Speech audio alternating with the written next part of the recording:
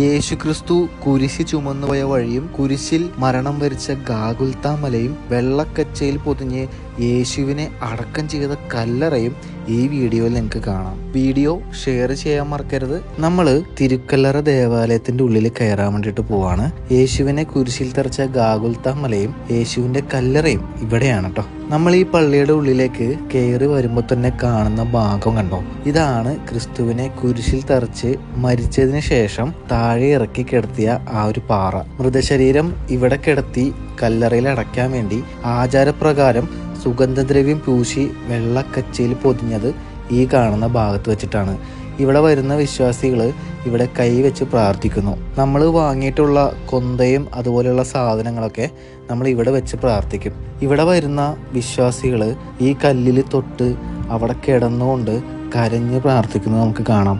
ഇതിൻ്റെ മുകൾ ഭാഗത്തായിട്ടാണ് കാൽവരി. ആ കാണുന്ന ലൈറ്റ് കണ്ടോ, അവിടെയാണ് യേശുവിനെ കുരിശിൽ തറച്ച ഗാഗുൽത്താ മല. അങ്ങോട്ടേക്ക് നമുക്ക് പോകാം. അവിടെ ഒരു സ്റ്റെപ്പ് ഉണ്ട്. ആ സ്റ്റെപ്പ് കയറി വേണം ആ ഭാഗത്തേക്ക് പോകാനായിട്ട്. നമ്മൾ കയറി വന്ന വാതിലിന്റെ വലതു ഭാഗത്താണ് ആ ഒരു സ്ഥലമുള്ളത്. ഈശോയെ കുരിശിൽ തറച്ചതിന്റെ നേരെ ഈ ഭാഗത്തായിട്ടാണ് കന്യാമറിയത്തിന്റെ വിലാപ സ്ഥലമുള്ളത്. ഇവിടെയാണ് വ്യാകുലമാതാവിന് വേണ്ടിയിട്ടുള്ള സ്ഥലം. കുരിശിൽ കിടക്കുന്ന യേശുവിനെ നോക്കി വ്യാകുലപ്പെട്ട് നിന്ന മാതാവിന് വേണ്ടിയിട്ടുള്ള സ്ഥലമാണ്. ഇവിടെ ഒരു കെടാവിളക്കുണ്ട്.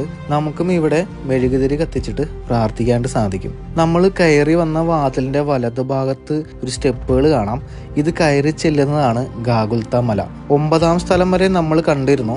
ഈ 10, 11, 12, 13 സ്ഥലങ്ങൾ ഈ പള്ളിയുടെ ഉള്ളിൽ തന്നെയാണ്. സ്റ്റെപ്പ് കയറി ചെല്ലുന്നതിന്റെ വലതുഭാഗത്താണ് 10ാം സ്ഥലം ഉള്ളത്. യേശുവിന്റെ തിരുവസ്ത്രങ്ങൾ ഉരിക്കപ്പെട്ട സ്ഥലം. അതിന്റെ തൊട്ടടുത്ത് തന്നെയാണ് യേശുവിനെ കുരിശിൽ തറച്ചത്.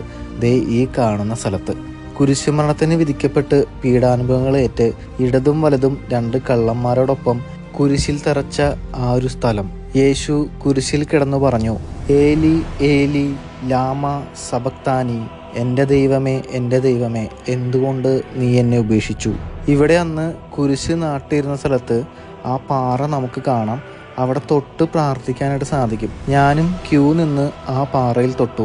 ബാക്കി ഭാഗങ്ങളൊക്കെ ചില്ലിട്ട് സൂക്ഷിച്ചിരിക്കുന്നത് നമുക്ക് കാണാം. ഇവിടെ കുരിശിൽ കിടന്ന് യേശു മരിക്കുമ്പോൾ യേശുവിൻ്റെ അവസാന വാക്കുകളായിരുന്നു, പിതാവേ അങ്ങയുടെ തൃക്കരങ്ങളിൽ എൻ്റെ ആത്മാവിനെ ഞാൻ സമർപ്പിക്കുന്നു എന്നു പറഞ്ഞ് യേശു കുരിശിൽ മരിക്കുമ്പോൾ പ്രേതാലയങ്ങൾ തുറക്കപ്പെടുകയും ഭൂകമ്പങ്ങൾ സംഭവിക്കുകയും പാറകൾ പിളർക്കപ്പെടുകയും ചെയ്തു. ആ പിളർന്ന പാറയാണ് ഈ കാണുന്നത്.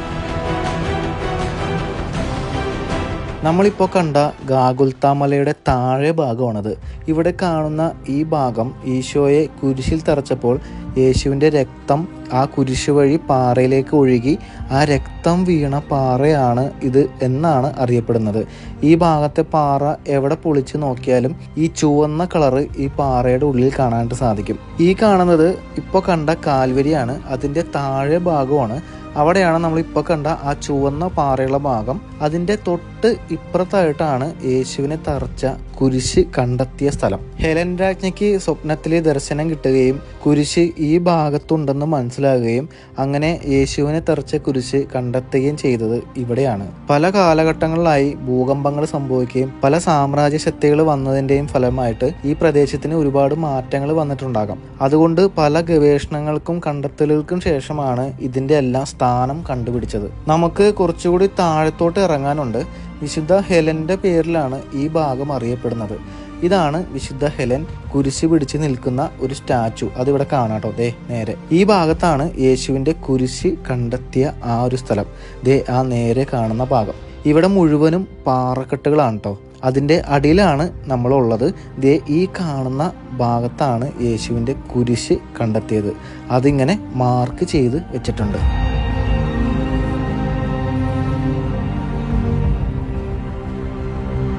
ഇവിടെ വേറൊരു ഭാഗത്ത് ഒരു പാറക്കഷ്ണം ചില്ലിനുള്ളിൽ വെച്ചിട്ടുണ്ട്.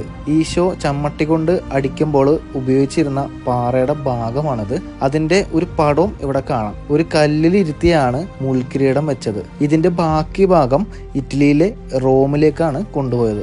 ഇവിടെ ഒരു ചാപ്പലുണ്ട്. ഈ ചാപ്പലിന്റെ ഈ ഭാഗത്തായിട്ട് കാണുന്ന കല്ല് കണ്ടോ, ഈശോനെ ചാട്ടാറ് വെച്ച് അടിക്കുന്ന സമയത്ത് അന്ന് ഉപയോഗിച്ചിരുന്ന കല്ലിന്റെ ഭാഗമാണ് ഈ കാണുന്നത്. ഇനി നമുക്ക് കല്ലറ കാണാം. ഇപ്പൊ കണ്ടതെല്ലാം ഒരു ഒറ്റ പള്ളിയുടെ ഉള്ളിൽ തന്നെയാണ് കേട്ടോ. ഈ കാണുന്നതാണ് യേശുവിനെ അടക്കിയ കല്ലറ.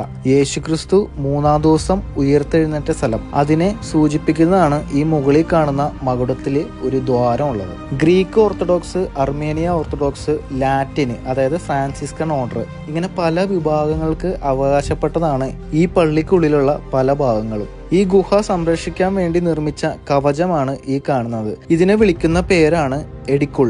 ഇതിന്റെ ഉള്ളിലാണ് ആ ഒരു ഗുഹയുള്ളത്. കല്ലറക്ക് അകത്ത് നമ്മൾ കയറുമ്പോൾ ഒരു ചെറിയ കല്ലിന്റെ ഭാഗം കാണാം.